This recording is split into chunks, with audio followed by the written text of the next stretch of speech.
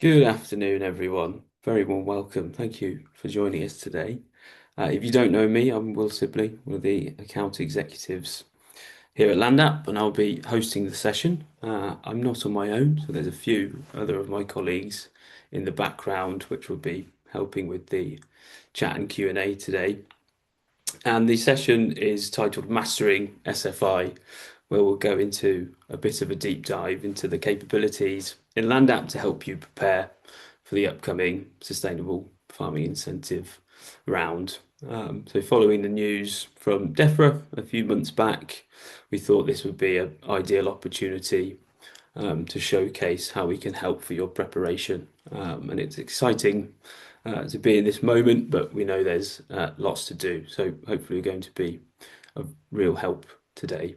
And this is ideal if you're a farmer who's first getting involved with SFI for the first time, or if you're recapping or revisiting your existing agreements, or also if you're an advisor supporting farms in sustainable farming incentive. So thanks again.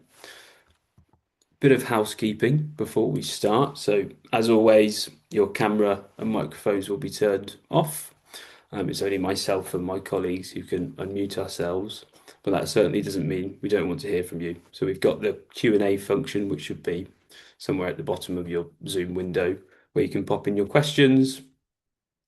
And yeah, really, these are great forums for sharing your feedback and questions with us directly. So please do be encouraged to do that. We are recording this session, and following the webinar, we'll be chunking that up and then uploading it into our YouTube channel, as well as sending the recording to you directly. So please give us a couple of working days to do that. And then we do have a short survey at the end of this webinar once you leave. And that really helps us if you can fill that out to provide more suggestions or share your ideas on what we can do next for these webinars. And then in terms of the agenda, so in a second, I'll go through some quite brief updates from the LandApp team. And then I'll do a short couple of slides on an overview of where we're at with the Sustainable Farming Incentive and all you need to know. And then for about 25 minutes, half an hour, I'll just be going through LandApp on my screen as a demo, just to showcase what's capable. And then we'll finish with a Q&A session. Starting with those updates, so we've got some quite exciting events coming up, both next month, or actually, one in July, with first the National Silver Lapwing Awards. So this is a prestigious UK farming competition hosted by the FWAG Association, so that's the Farming Wildlife Advisory Group, who are brilliant, and that would be hosted at 2025 winners farm in Hertfordshire. I think it was Andrew Bott. So yeah, well done, Andrew, for last year. And that award recognises those farmers who are doing just what we want to see at this day and age, with quality food production, as well as really exceptional habitat protection, soil management, etc. So best of luck to all of those who are nominated for this year. And then, of course, Groundswell Regenerative Agricultural Festival. So this will be our second year in a row. Joining that, LandApp has a stand at Groundswell this year, F27. So really be great to see many faces. If you're going to that event this year, please do drop in and say hello to the LandApp team. And yeah, we'll have demos ready. We'll have information on how you can sign up to LandApp, speak with us more. That's really what we're wanting from that event. So hope to see you there. And then going through a few recent product updates, and we haven't done this in a while within one of our webinars. So starting what's available in the free version of LandApp, we've recently added the new NatMap data layers. So these are two really quite detailed and high resolution data sets from Cranfield University. So that's the National NatMap vector and soilscapes. So please do check those out. We might get a quick glimpse of those in the demo. That covers England and Wales with really detailed and quite dynamic different soil categories across the land. So you get a much clearer look at what's happening beneath the surface, which is obviously really key for rural businesses at the minute. So big thank you to Cranfield University and DEFRA for making those two data layers accessible. And also quite recently, we've now been able to transfer map ownership in LandApp. Quite a small function, couple of clicks of a button or two buttons, but quite impactful in terms of if you're an advisor working with different farms and who are external users from a LandApp account point of view, you can now transfer maps really easily in LandApp as well. So that's all through the collaboration functions that sit on the top right. In our standard tier, a couple of functions that are new to shout out. So you can now import CSV files in LandApp. Historically, you can only export CSV files, but now they can be imported in. So for any CSV files or Excel files that you have, it could be soil samples with your NP and K and your pH, etc. Could be different species as points on your map that you've recorded through surveys, you name it, you can now import that into LandApp, which is an exciting feature. And then secondly, our historic maps that are now available as base maps, they can be printed too. So if you do want that kind of quite interesting insights of what the land used to look like in 1900 around then, you can now print that off in a nice clean looking print that you might want to stick on your wall. And then lastly, on these product updates in our professional tier, through one another level with our links to the land registry, you're now able to directly purchase titles and registers from the land registry. That's done through clicking on those different titles, title boundaries that you'll be familiar with if you're a long-term user. We're using the same price that's shown in the land registry's portal. And then also in LandApp, cases where you might be a big team and you do this quite frequently, clicking on different titles, if it's already been purchased, it will give a little notification saying this has been purchased already. You can just download it straight away. We've also got a big log in LandApp, a bit like where you have a log of all your print purchases or data purchases. Title purchases will be there too. So a really nice way of just having this hub essentially to log where you've bought title purchases. Okay, I think that's it for product updates. And then moving on to the theme of this webinar, so SFI 26. Just give a quick overview here of what you need to know. So following the recent update from DEFRA, the recent blog, new annual agreement cap of £100,000 for each SBI number. So that's single SBI numbers there. There has been a reduction in the number of actions in this new iteration from 102 options down to 71, and this is reflected in our templates within LandApp, so you don't need to worry about choosing an option that no longer exists. That's all been updated from our side, so it's all automatic and built into the templates that you're using, so rest assured on that. We're keeping on top of the new changes.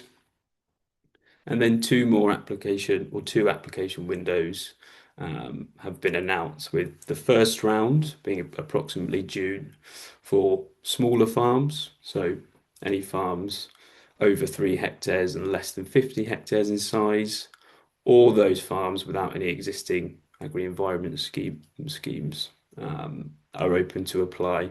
So those apply to SFI from previous years, stewardship, as well as, I think it's just those two actually, SFI and countryside stewardship. It doesn't apply if you're in a private sector scheme or one of the landscape recovery projects, just those two. So those farms we're really focusing on in this first round, you might be preparing yourselves. And then there's a second round starting around September for all other farms to apply. And then lastly on that point around actions, they're now all fixed at a 3-year duration. I think that was decided upon to better support tenant farmers as per DEFRA's blog recently. So it's, again, an exciting moment, but a couple of changes to be aware of. And we'll keep that in mind as we go through in the demo One other recent blog from DEFRA around capital grants came out too. I just wanted to highlight that in the at Land App here. Once we have more information from DEFRA around that, we will be certainly making another template to help you prepare for that too. But once we know more information, we'll be releasing that in the platform. And then to help you with your preparation, in the demo today, I'll just be showcasing what is available to you in Land App that can help with your preparation for SFI if it's all new to you. So in terms of functions, how that is reflected, we'll touch on templates, so pre-built templates with the correct information included, really helpful for consistency, alignment you need to keep as you're making different plans. RPA imports, simpler or simple tool, but a really essential feature in Land App through our partnering with the RPA import boundary or the RPA to import boundaries. That includes and carries over things like SBI numbers, parcel and field IDs, which are all important for agri-environment scheme planning. We'll look at reports, we'll look at data layers, and then validator tools, and if we have time, the Land App mobile app. So most of what I'm going to show in this demo sits in the free version of Land App, so really accessible. But there are cases where I'll be showing features that sit within our standard tier, and I'll flag that as I go along. Okay, and I think that is a point where I move over to the Land App, which you should see now on your screen. So I wanted to start, instead of kind of going from the top of first making a plan like we usually do within these demos, I thought I'd start by giving a quick overview of all you need to know or what you'd want to see even in the finished article of your SFI plan or management plan. So on your screen here, just starting at the left-hand panel, I've got these different folders where my existing plans sit in. And what you can see here is a pre-made Norney Farm SFI 26 plan. Previous to that, I imported my RPA field boundaries using the BPS template, but we'll move on to that in a sec.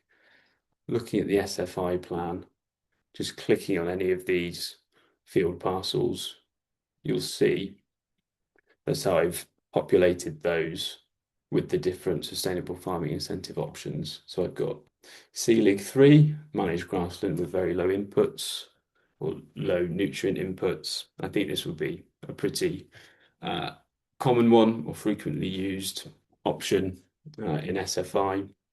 I've also got the code, the name, the payment rate in this box on the side, and the value, which I've just switched on there using that tiny little eye icon in what we call this attribute panel on the side. You see it's quite a clean and not very cluttered view in Land App, and that keeps things nice and simple. You don't have to jump between multiple pages, which is quite useful.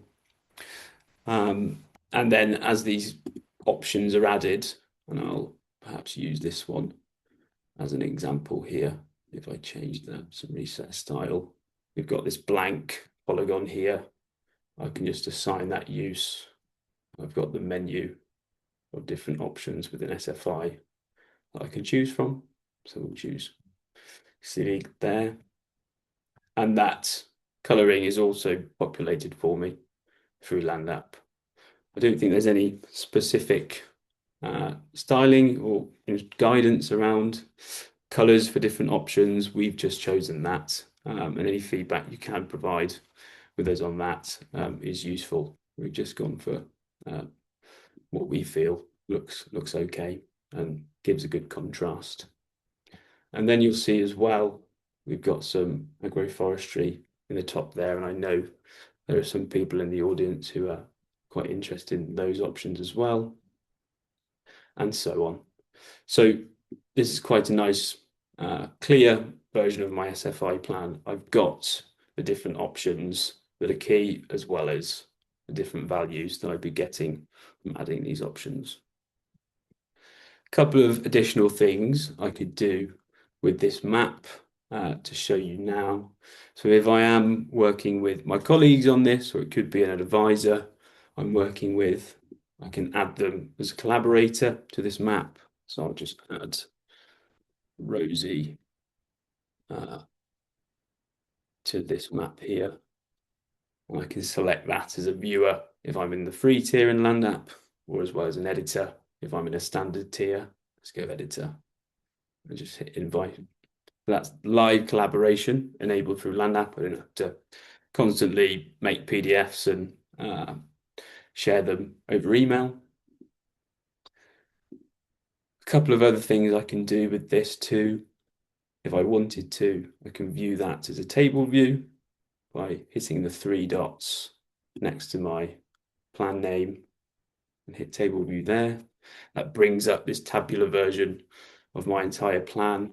That includes all the different SFI codes I've added, their title, as well as the different payment rates again, and my total value totted up at the bottom there.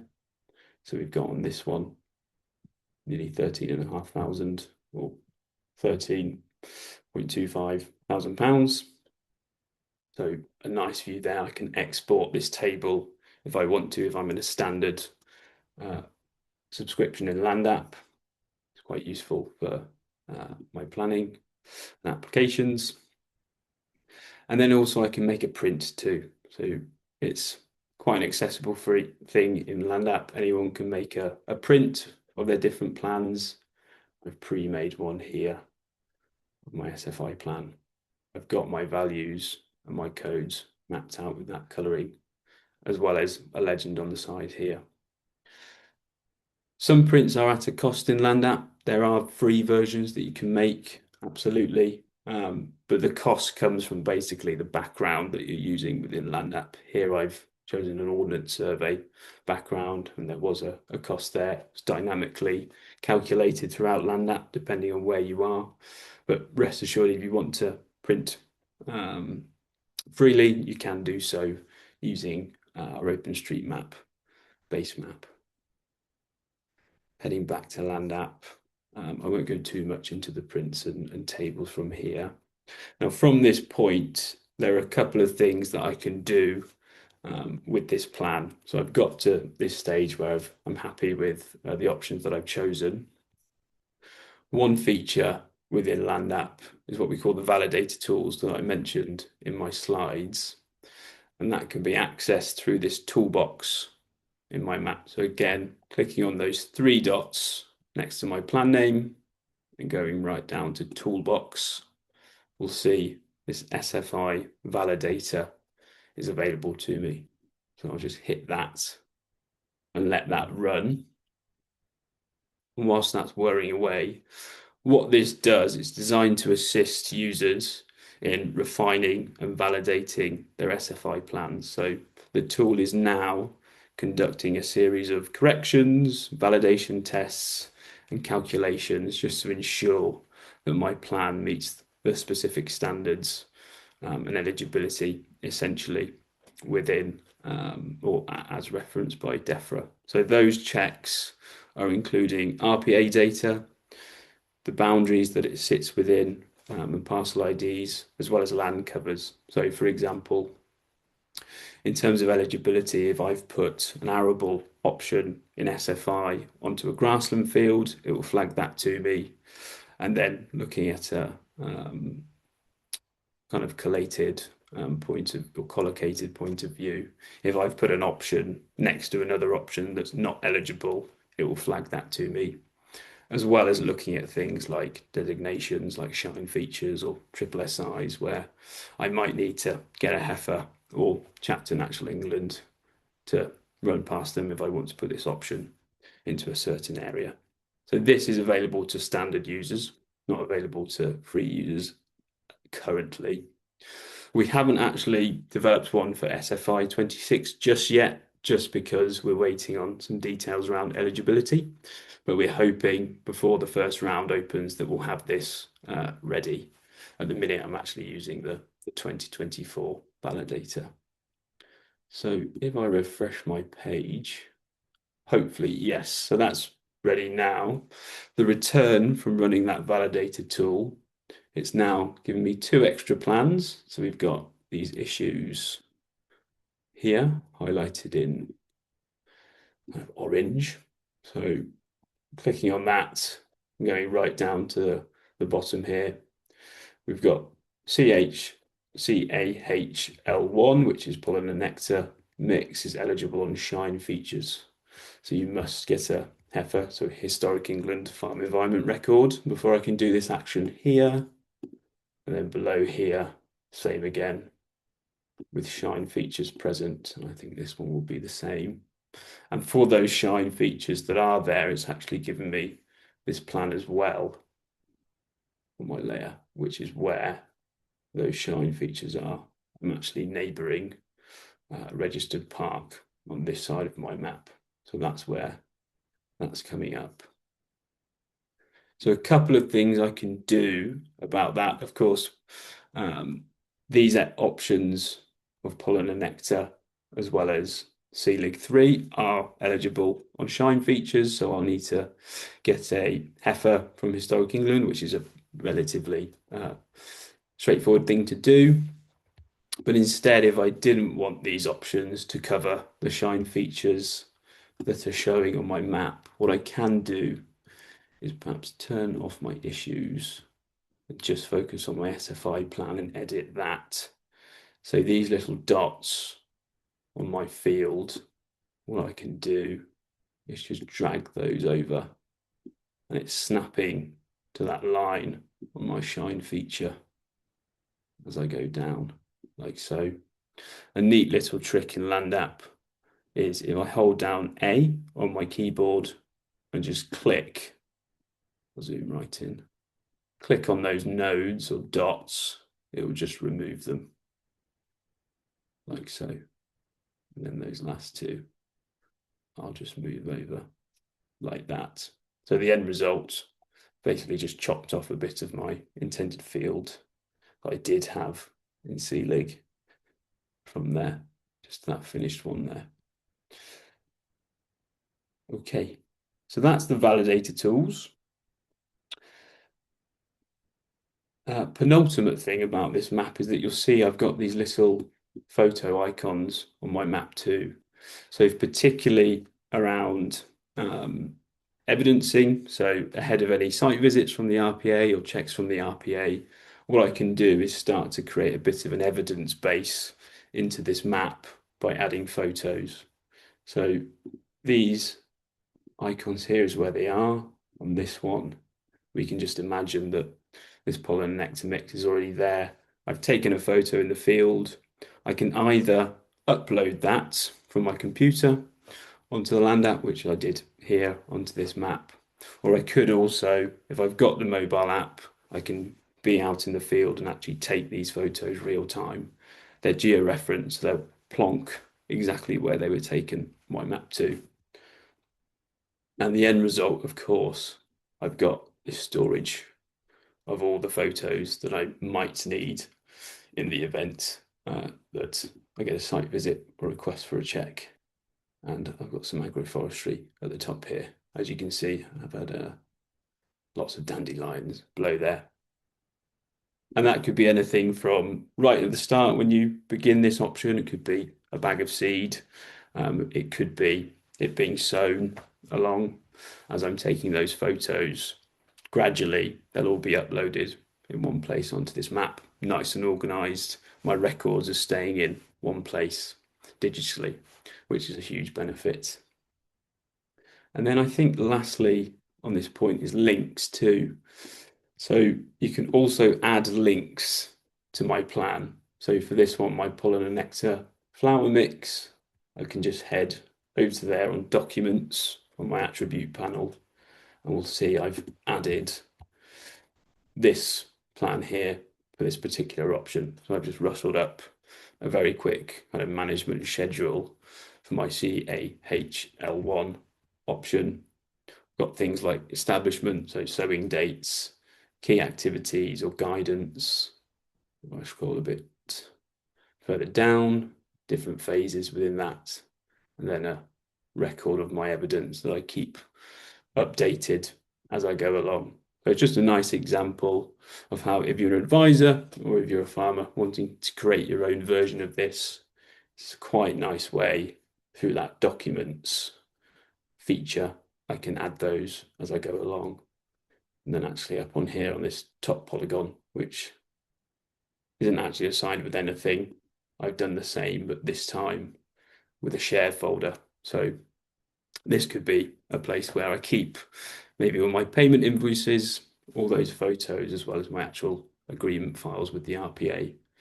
So great way just to store everything, directly link it to your land app plan, and it just keeps everything nice and simple and smooth. Okay, I think that's it for the kind of finished article plan. I'll just get rid of those two there, as well as that print. I'll next move on to how best to first start my plan if I wanted to. Actually, before I do so, I'll just highlight a couple of things that sit within these other folders. So I know there are people interested in agroforestry. We do have some agroforestry design tools within Land App. That's all aligned with the specifications that are set out within SFI. So you can automate those here in Land App. And this is just a little orchard area that I created before this webinar. I've got all my different tree species in these dots here. And then on these suggestions, perhaps I won't cover these in detail, but if you have any questions on that, and we can show it toward the ends of the webinar, we can do. So starting right from the top, if you're first starting out with your plan, what we can do is, if I switch that off, we can hit new plan right on the top left here and choose either from one of these options of import data or use templates. Doesn't really matter which one you choose first, they'll take you to the same place. But in this case, what I'm going to do is hit import data and start by import from the Rural Payments Agency, which is what I mentioned at the start. It's a direct link with the RPA system, so including field boundaries, parcel IDs, field IDs. That's all going to be speaking to each other through this function. And I will need an SPI number for that. I'll just copy and pasted one there. And then you can select through 3 different data sets: land covers, land parcels, or hedges. I'm going to choose land covers and hedges. Land parcels, useful in the sense that it's got parcel ID and field ID included, but with that land covers, which also includes parcel and field IDs, it also covers the land covers, which is a helpful feature, which I'll illustrate in a sec, but it doesn't really matter which ones you choose, but nearly always land covers. And hit next. And then you'll be taken to this page to choose a template. So essentially what these are different forms in which you can select different pieces of information depending on what the task is in hand that can be assigned to different features on my maps. So we've pre-built a whole selection. My account in Land App is set as food and farming sector. So the order of these templates have aligned more towards the what is relevant to me. But if it was, say, ecology or something, these Habitat UK Hab templates would probably be at the top. And then in this case, as we're first importing from the RPA, I'm going to choose this basic payment scheme one here. Just call it Demo Farm. It's called basic payment scheme because we're just adopting the land covers that are set out through the RPA. I think in the future probably we'll rebrand that template to something like a general land covers template, but you know, as the industry is still familiar with BPS, we'll just stick with that name. And then you see in a couple of seconds that data from the RPA with the SPI number as the reference is sent back all my fields that make up my SPI number. So just clicking on that, we've got my field ID, parcel ID, and so on, keeping that consistent line with the RPA as well. And then choosing that BPS template is also given my land covers and populated these fields with a certain styling, which is helpful. So you've got these darker greens in woodland, and then these lighter greens with permanent grassland, which is quite a nice visual way to present it. And then I think just for this demo webinar, let's put a couple of these as arable, just to keep some variation. Let's put it in barley, and that's automatically populated a new styling for me. Okay, and then looking at hedges too, because I chose to import that as well, I've got my hedges all laid out for me as well on my map. Now it's worth bearing in mind that as I imported this from the RPA system, this is a static version of my farm. It's as it is in the RPA system. So could be a while since you dealt with the RPA. It might not be as accurate to what it is in reality. But that can be quite easily changed, as I showed with that switch to barley from permanent grassland. And then this acts as quite a nice base layer or backdrop as I'm working through my SFI plan. So second step to get that going, this time we'll go again to new plan, but this time hit use templates, and we'll dive straight into the SFI-26 one there. And then instead of importing from the RPA again, what I can do is create from existing plan. We can just select that demo farm land covers one, like so, and give it a name. So SFI-26, an exclamation mark, or a 1. There we go. And click finish. And what that has done is just created this blank version of my farm boundary for me. So if I just switch off that BPS one as a backdrop, I've just got exactly the same layout, but in blank. And in our training sessions, we really like to recommend just using the BPS layer as a bit of a backdrop, just so I can remember roughly what field parcels I'm putting different SFI options on.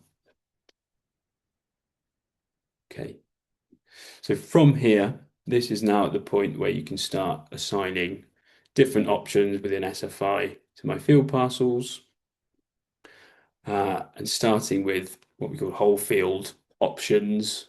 Let's just go with these arable fields here.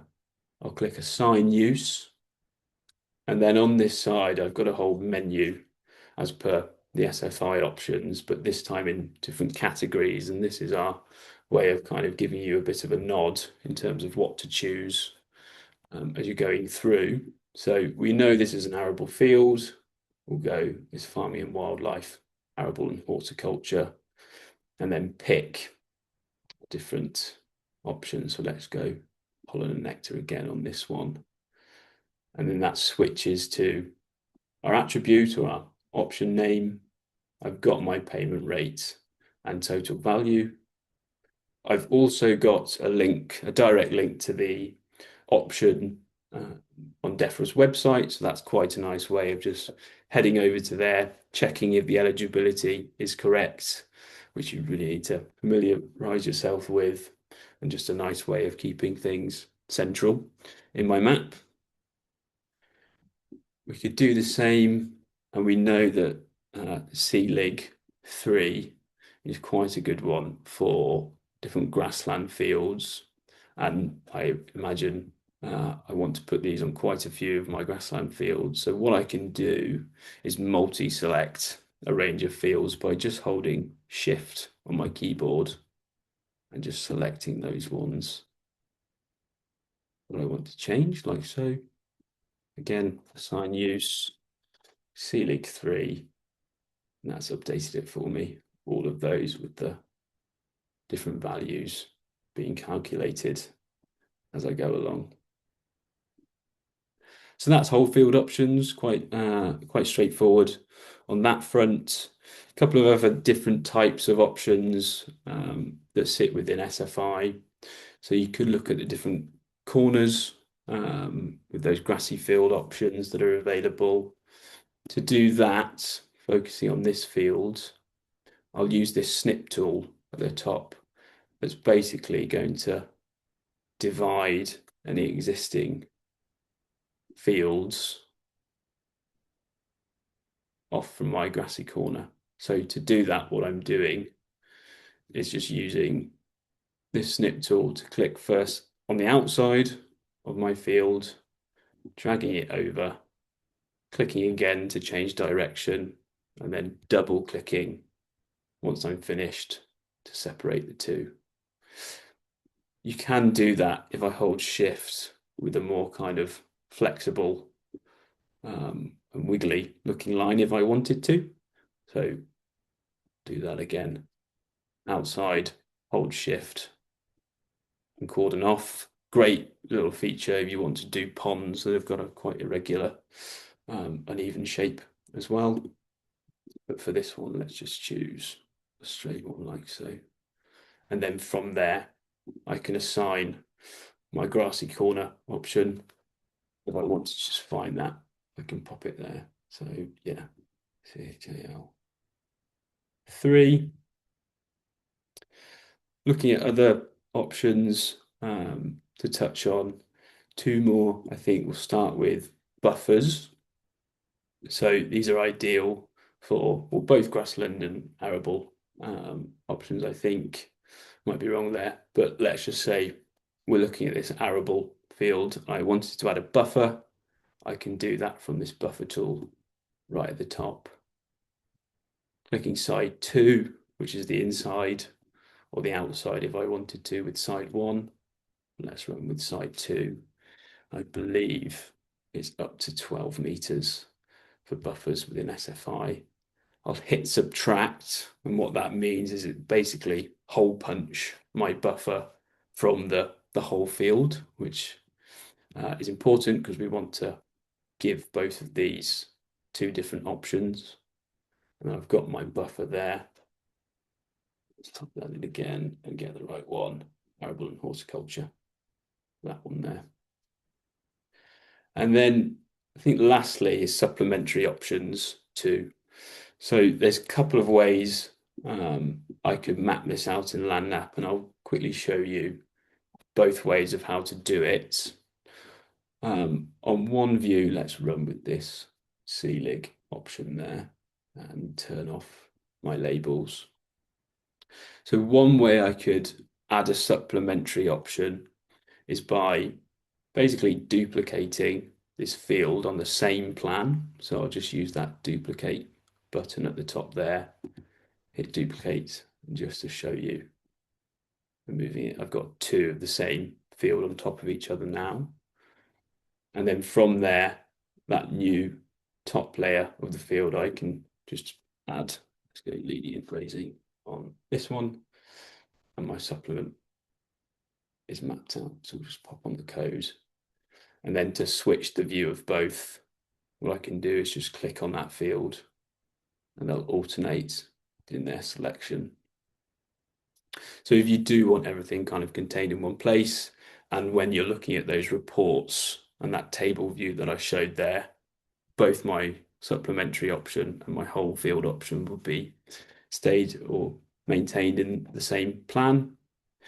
Second way to do it, and I'll just delete that supplementary option there, is having an entirely separate planned layer in my map to show all my supplementary options.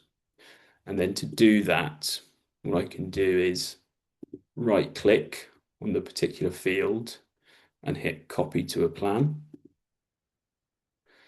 And right at the bottom there, you'll see create a new plan, call it supplements. I can spell, there we go.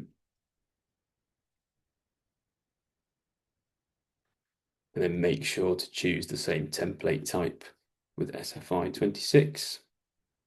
And that is just segregated off that one field that I'm choosing into this new supplements plan here. And then from there, I can do exactly the same with choosing my supplement option, like so. And then from there, as you can see, I've kind of got two plans that I can switch on and off, like so. Keeps things nice and separate. And I sometimes recommend doing it this way in our training sessions because it's sometimes quite easy to accidentally just pick on the field and add the wrong option, and you can get overlaps and all sorts of things. So if you do prefer that of keeping it nice and separate, you can do so through that double plan way of doing things. And then I think lastly, before looking at time, we actually move on to some Q&A, are hedgerows. And I'm not going to spend too much time on hedgerows because I think our intention is to do another webinar or maybe a couple of short videos on some updates with that. But going back to this hedge control plan, another great benefit of partnering with the RPA is that we can import the hedgerows on my map. That saves me a huge amount of time. I don't have to map all of these out once again. I've got them right here. So we've got a BF11 half hedge. And you might want to make sure these are accurate. You can use our mobile app to survey them or extend them out in the field. Or if you know this one, for example, is longer than it's actually showing, what you can do is just use those little nodes on my map just to extend them like so.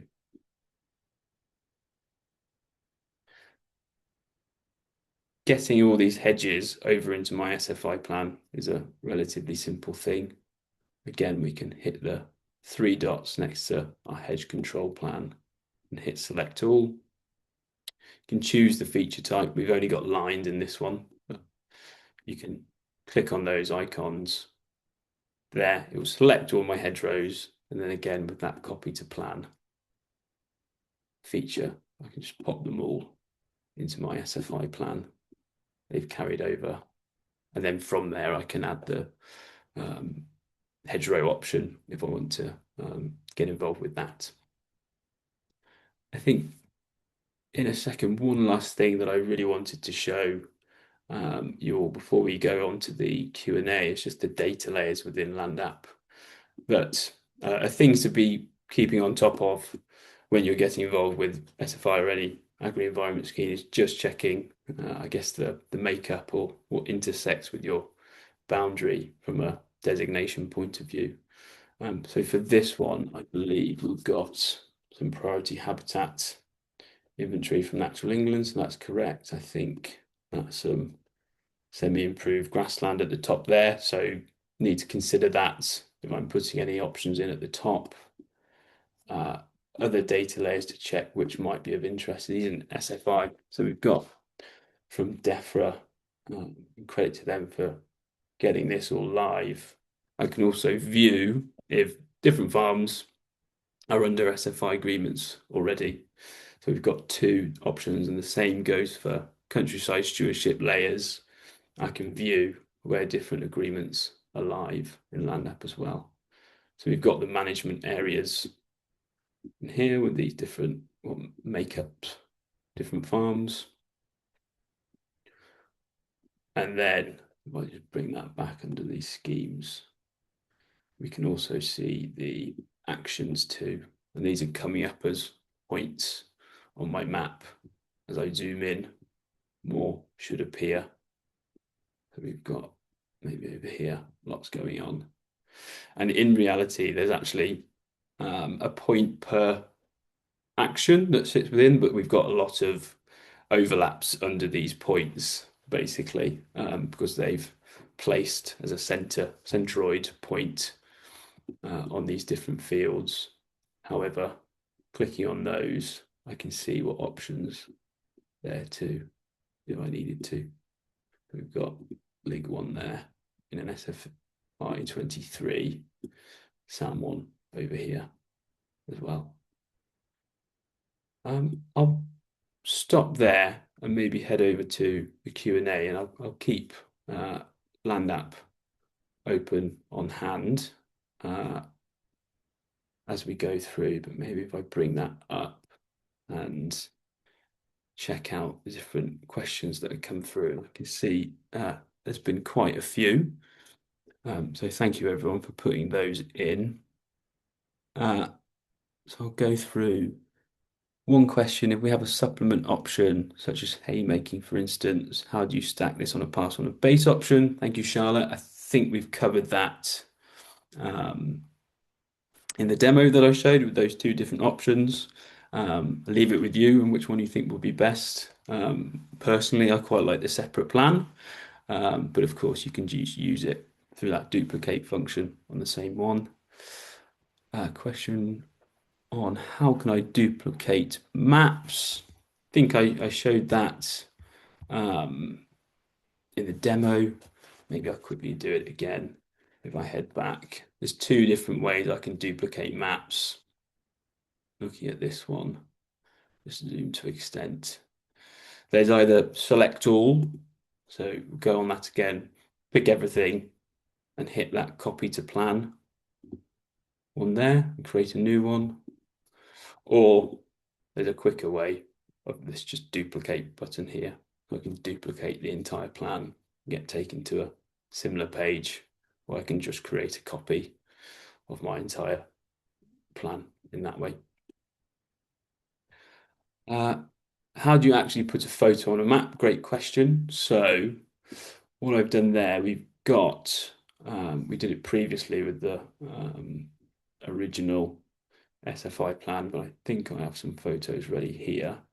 So what you can do is hit that button there right at the bottom and be taken to basically your folder on your computer. This is one way, so you can upload them. If I just select all of those and then let them upload, I believe there's a max of 10 photos at a time that you can upload, but I might be wrong there. Just give those a second and hit finish.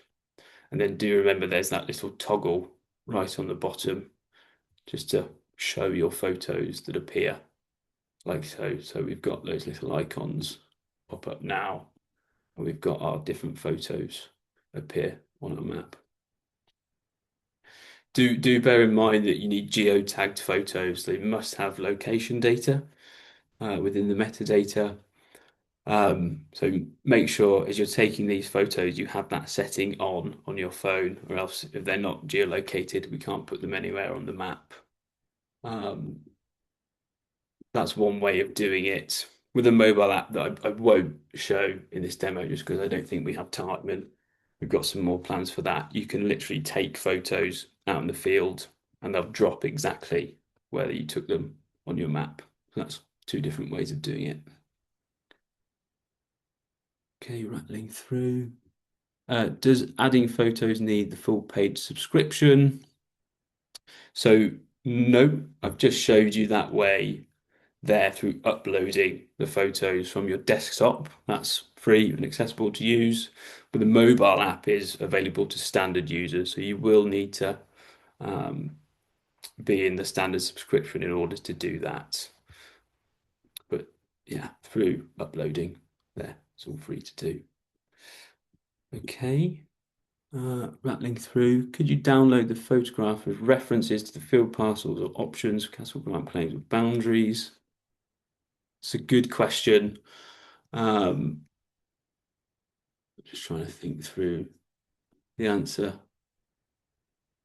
Potentially, I'm not too sure. Maybe Simon and Rosie can help answer that for me. In that if there's any attribution, I guess, within the fields, if you can import those and carry over. But yeah, I'm not too sure personally. I don't know if Rosie or Simon might have to, or if they know anything, share, but maybe not. Uh, yeah, hi there. Yeah, I'm not quite sure what you mean either, but you can't import photos with the field parcel ID on there. So it's just the geo tag. So yeah, I don't think what you're asking is possible in LandApp, unfortunately. Okay. we'll definitely have a think about it because I'm intrigued by that question. Thanks for putting it through. How do you use the buffer function to map watercourse buffers? So to do that, let's get um, we could to get some water courses in. What I can do is flag up this OS open rivers data layer here. So that's showing all my different river or water bodies on my map. What I can do is just click on one of those, right click and copy to a plan. So let's stick that in my SFI plan here. Turn off that data layer. And that's just giving me a plain line. But what I can do to buffer that is again is with this buffer tool, I can just add a different length of buffer, hit subtract, and then from there assign it with the relevant code or um, giving it a UK hub code or something, depending on what plan template you're in. So that's the way of doing that. That method, what I just showed there of being able to draw a line against my field, and in a case where I might want to buffer just on one side of my field instead of uh, the whole perimeter, like that buffer tool does. What I can do is just draw the line against my field boundary, and from there add my buffer, like so. So let's increase that one. Hit subtract, and then that's taken the buffer just on one side out of my field. Hit that there. So yeah, good question. Thank you. Um, Evidence docs, are the evidence documents automatically there to amend, or do you have to import them? If so, so the two evidence documents that I showed there, I made myself just through, that was in the other one, isn't it? Um, I just made those myself. You might have help from an advisor to create that. It's not automated in terms of putting in you filling in the different uh, pieces of information in the boxes as you go along. Not at that point uh, in LandApp, so it's all kind of human in terms of the input. But the template, I just rustled up myself. It was quite an easy thing to do. There. Okay, if the RPA maps get updated, can LandApp update those maps, or does it need a whole new input from the RPA? The answer is yes, it will need another import from the RPA. So as you import your boundaries into LandApp, changing different boundaries does not change it in the RPA system. So there's a benefit, and we do have um, an RL E1 form template, if I can find it, in LandApp. So if you're making amends to your boundaries or um, moving eligible agricultural land into ineligible, you can do so through that template and then send that off to the RPA. But no, the live editing and LandApp does not update it on their side. Okay. On the toolbox validation, it appears that the checks do not include. So yes, we do that actually. So the question is around, does it include checks of the 25% cap on certain options? Um, so Mark Boyle is saying it didn't. I wasn't. Maybe it's my error there of not keeping on top of if pollen nectar flower mix in 2024 SFI was applied to that 25% rule.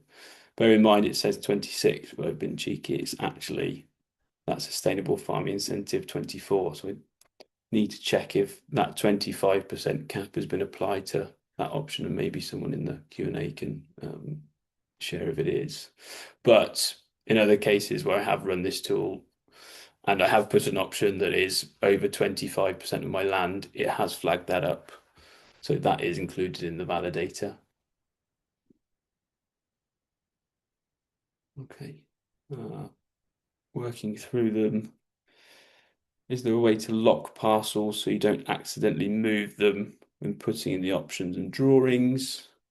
So yes, you can do that uh, through this lock function here. If I just bring back over to Land app.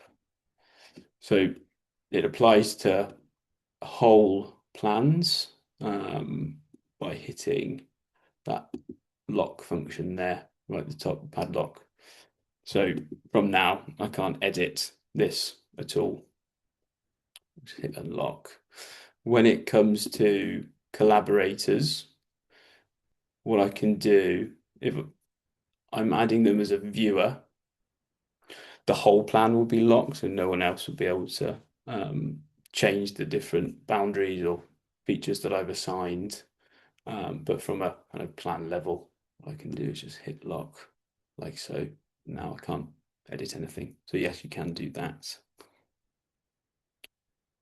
Looking through questions, it's quite a lot. So thanks everyone for the uh, feedback and questions. I don't think we're going to get through them all. We'll do our best after the webinar to answer them in the follow-up.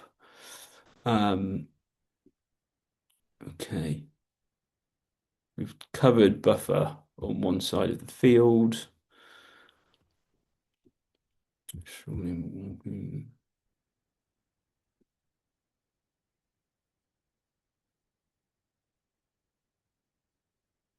Interesting question. The same way you showed neighbouring schemes, do you think we'll be able to view neighbouring SPIs at some point? I don't know. And thanks for the question, Mick. Interesting one. Yeah, I'm not sure what the stance on that is really, as I guess SPIs to a degree are kind of private information. But yeah, I think that's definitely one we could follow up with further ahead. Whether that comes into whether it be those SFI or countryside stewardship layers of seeing the SPI number potentially. But yeah, thank you for that. Will, I've got a question for you. Go ahead. Um, if I amend hedgerows and land use in the Land app, will this speak to RPA and allow my payments to be amended from the plans created in the Land app? That's from Emma. Yeah, thanks, Rosie and Emma. I think we kind of covered that in terms of the current connection with the RPA, and uh, when changing boundaries in Land app, it doesn't update on their side. I think more broadly, in the future, it would be really fantastic and valuable to get better kind of interoperability and speaking two systems speaking to each other in order to do that. Um, but we're not there at this current stage. But yeah, really interesting view, and I think it would be a hugely valuable thing in the future with more interoperability in that kind of way. Great. Okay. I've got another question from John Davy. If you have put a buffer in, can this then be deleted at a later date? Yes, it can. Quite a relatively easy thing to do. If I head over back to our uh, SFI plan down here on that buffer that we made, I can just hit backspace like so and remove that buffer through that quick way of doing it. Or if I want to right click on any feature, I can hit delete there like so. Thanks, John. I think we're coming up to time. And yeah, apologies we can rattle through all of the questions, but we will follow up in emails following the webinar. What I wanted to do was just end webinar with some top tips for getting prepared for SFI. So here at Land App, I guess we're the mapping people, not necessarily the advisory people. But I wanted to just highlight what you could do right now if you're getting prepared and you're brand new to SFI or you're looking to maintain existing agreements with these four top tips. So, of course, preparation, and we've covered that within this webinar here. So those documents that I came up with, as well as different photos that you can take in preparation for any checks or kind of the audit trail that you want to build. You can do that through Land App. That applies to evidencing too as you're going along with different agreements. Accurate maps, that's obviously a key thing in Land App. I don't think it's absolutely necessary to have maps within agri-environment or SFI applications, but I might be wrong there. But of course, it's a really nice way to visualize things and plan and make those different decisions from that kind of bird's eye digital replica view through Land App, as well as different reports and other things that I showed. And then, of course, details. So you might need to be checking if everything is all in order and up to date with the RPA at this stage two. And then I think we'll just end there and say thank you everyone so much for coming. It's been really good to see so much feedback, and yeah, again, we'll be working through the questions that you submitted to us. So thank you for your time, and we'll leave it there and hope to see you again at one of our webinars coming up in the next few months. Thanks. Bye bye.